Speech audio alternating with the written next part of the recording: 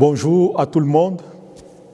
Aujourd'hui, le 25 novembre 2021, je vais vous présenter ma méditation sur l'évangile du jeudi de la 34e semaine du temps ordinaire de l'année B. Ce passage de l'évangile que nous allons entendre nous parle des signes de la fin du monde et de l'avenir du Fils de l'homme. Écoutons l'Évangile. Le Seigneur soit avec vous et avec votre esprit. Évangile de Jésus-Christ selon saint Luc. Gloire à toi, Seigneur.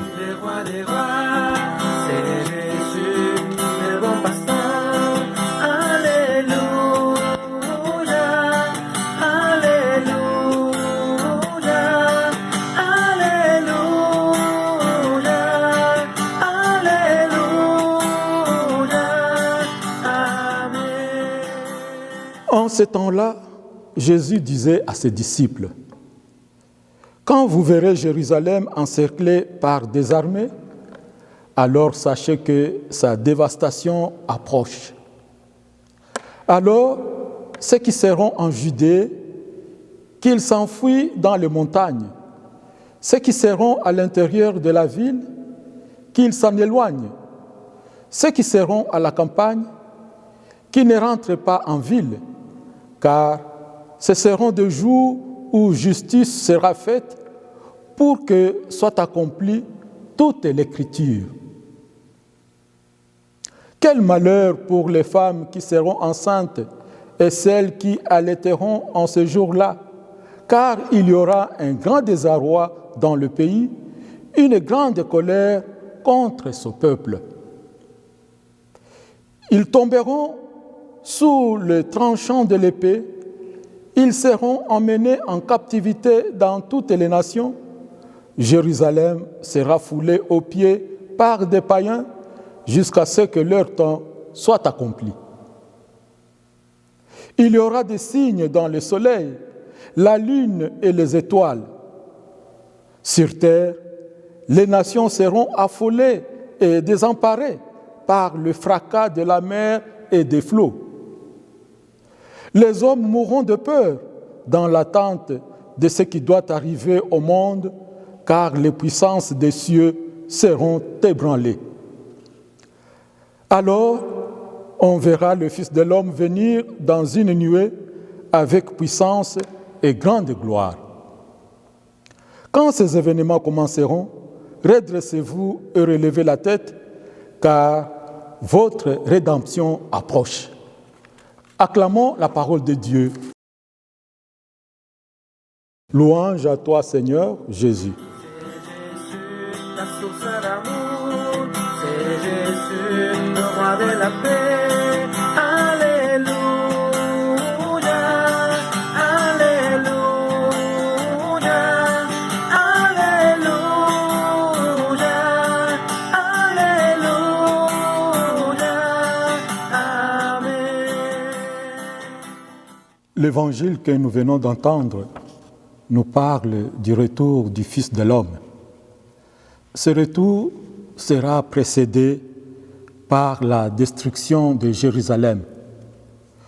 Avant la destruction de Jérusalem, Jésus prévient que les temps seront durs et la désolation sera grande.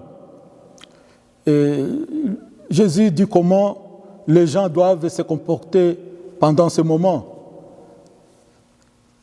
Il nous dit que certaines personnes qui ne puissent pas entrer dans la ville, que les autres puissent fuir dans les montagnes.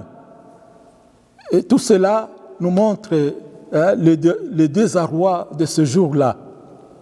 Il y aura une grande tristesse. Jésus pense même aux personnes vulnérables, comme les femmes qui seront enceintes. Tous ces contextes-là nous montrent ces événements, ces temps qui sera très dur ce jour-là.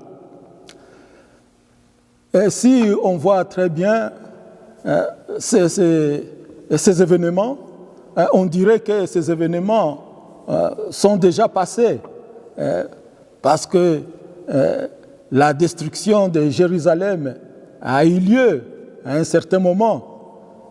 Et l'évangéliste qui décrit ces événements, je pense qu'il a participé à ces événements, il a vu ces événements.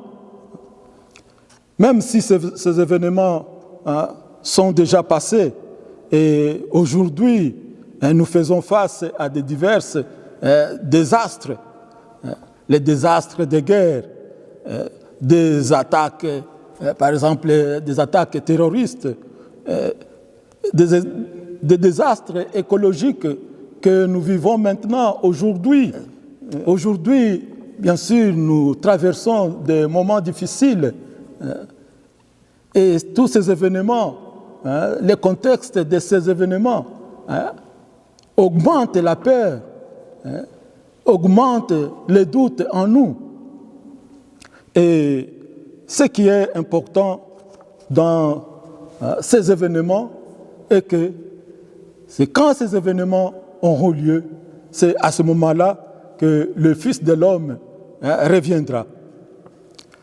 Cette venue du Fils de l'homme est une venue de réconfort dans les tribulations de ce monde.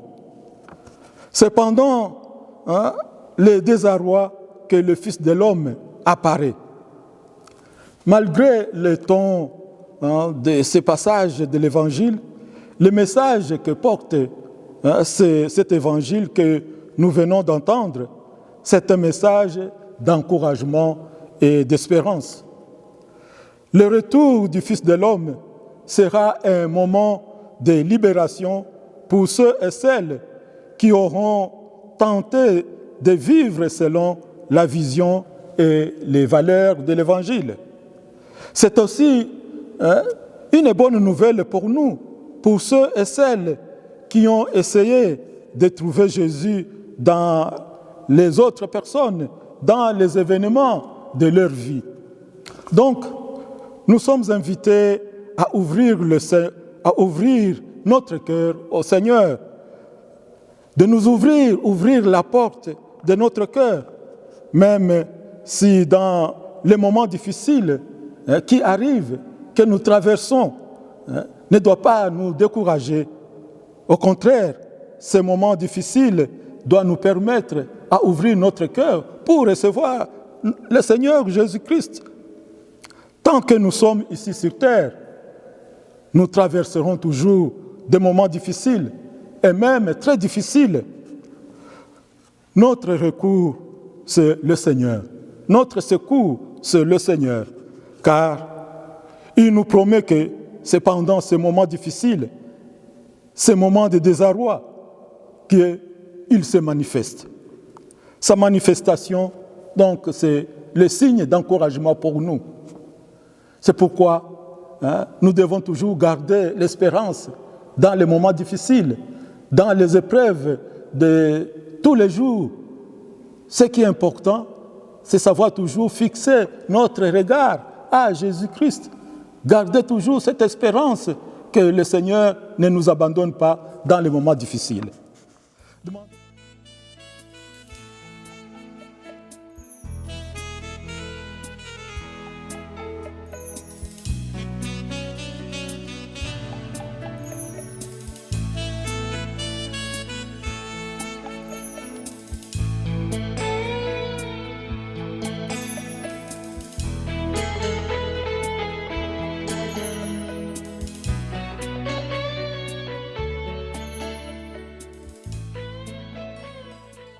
Demandons donc au Seigneur qu'il affermisse notre foi dans les moments difficiles, dans les moments des épreuves, afin que nous puissions continuer à garder notre foi. Et surtout aussi que le Seigneur puisse nous montrer les signes de sa présence dans notre vie de tous les jours. Amen. Pour terminer, je vous bénis. Le Seigneur soit avec vous et avec votre esprit. Que Dieu Tout-Puissant vous bénisse, le Père, le Fils et le Saint-Esprit. Amen.